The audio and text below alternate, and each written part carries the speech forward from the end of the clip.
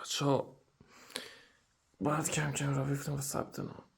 یعنی تو فکرم حداقل این بازوهای وا رفتم و با باشگاه درست بکنم. شیطونه بگیرم دوباره بخوابم.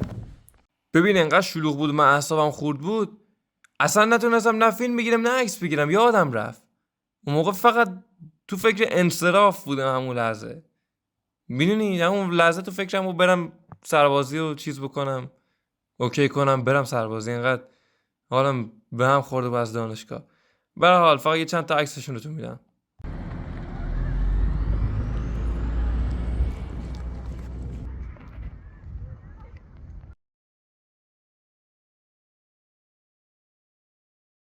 بعدش هم رفتم چیز کردم، پیاده روی کردم که این شعرهای امروز یادم بره. اینقدرم گیر ادیت کردن صورت مردم آخه خیابون بودم که اگه ادیت نیم ساعت طول می‌کشید 4 ساعت فقط گیر ادیت کردن صورت مردم بودم. یه ساعت کیف فریم بذار پاره کن خودتو. خب یه آپدیت کوچیک. رفتم یه عالمه خوراکی گرفتم بخاطر اینکه حسابی اصلا خورد بود و ببین اینجوری. ببین بچه یه چیز راجع به نقطه کانون هست. ای بچه نگاه این خاله داخل سرمه. اینجوری ببینیم با دماغم سته. حالا بیخیال این حرفا. میخواستم چرا همش دارم اینجا رو نگاه میکنم، باید اینجا رو نگاه بکنم.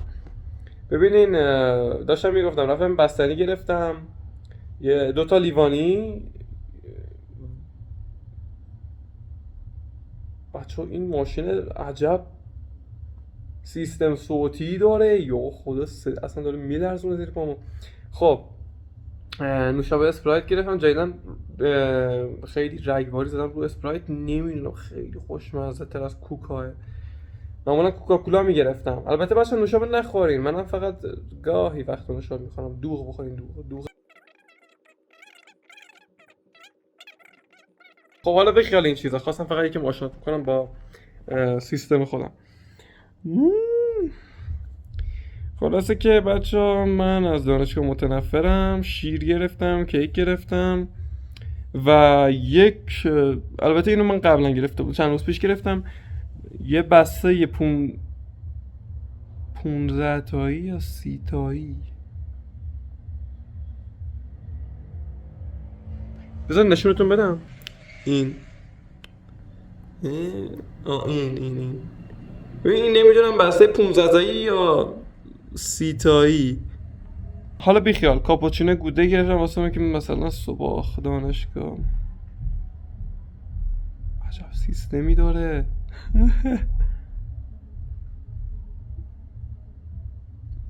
کلا بچه تو این ویدیو اسم میکنم هیچ خبری نیست. کلا جهت چی بهش میگن این که فقط یوتیوب پر بکنم، حقیقتش دارم یه چیز میذارم.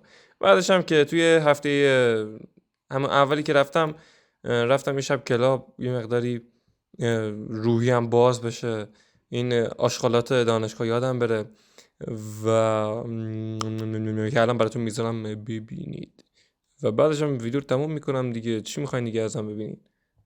ببینین بچه این چطوری ما بگیریم که اوکی بشه. ببین انقدر حجم صدا زیاد بود، این گوشم رفت، این گوشم هست. خب این گوشم 30% مونده فقط. قشنگ میتونم بگم کر شدم، واقعا کر شدم. ای خدا لعنت بکنه کسی که آسانسور رو درست کرد. این موزیکی داخل آسانسور میزنه احتمالاً کپی رایت داره. عجب گیری افتادیم ما. خب بچه من تا اصلا خورتر نشده بروم و از همینجا باهاتون خداحافظی میکنم. ویدیوی بعدی بهتره، بهتون قول میدم. این فقط جهت پر کردن یوتیوب بود و اصلا نمیدونم چرا 2 پارتش کردم و 1 پارتش میکنم و آره دیگه فعلا خداحافظ شما.